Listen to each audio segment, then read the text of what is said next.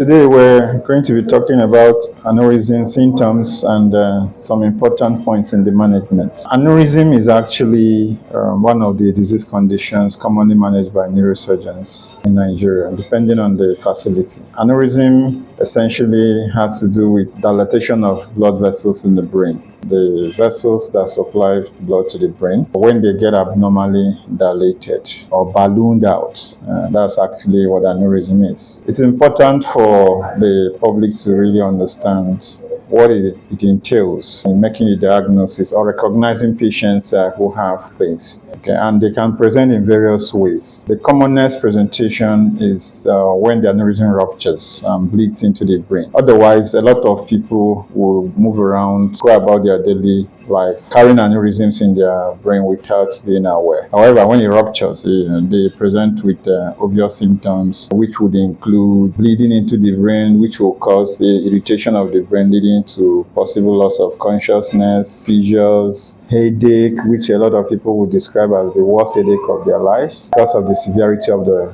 headache.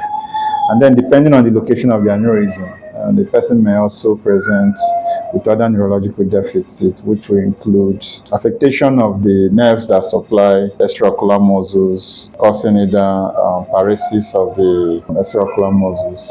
It can also affect the high cerebral function of the individual. Okay, so it has to do with the part of the brain these vessels that rupture supplies. It's also important to know that the first point of call, if you have a patient that is suspected to have aneurysmal rupture, is to take the patient to a facility that is capable of identifying and managing this. Because it can actually be immediately life-threatening if you don't recognize that these are a case of aneurysmal rupture. And such facility, like we have in our facility at Memphis, should have a radiodiagnostic capability, which would include CT, and in some cases maybe an MRI. So essentially CT is the most important thing because you will require to do brain CT and then the brain CT angiography. The brain CT will show bleed into what we call the subarachnoid space, and which we describe as subarachnoid hemorrhage. And that is actually what will give these various symptoms. Once you've made the diagnosis of this aneurysm, it's important to know where this aneurysm can be managed and how they can be managed. Essentially, in our climb here in Nigeria, there are two important ways of managing this aneurysm. The mainstay, as of today in the country, the microsurgical clipping of aneurysm. And the other modalities, which are still making new entrants into the country. Endovascular management, for which currently I think we have just one facility, based on my own understanding in the country, which is actually beginning to explore that treatment modality. But currently, the widespread mainstay of treatment in the country, once you identify it, depending on the time of the ictus, that is the time the vessel rupture till the time the patient arrived at the hospital. That's what will guide. And then the clinical condition of the patient.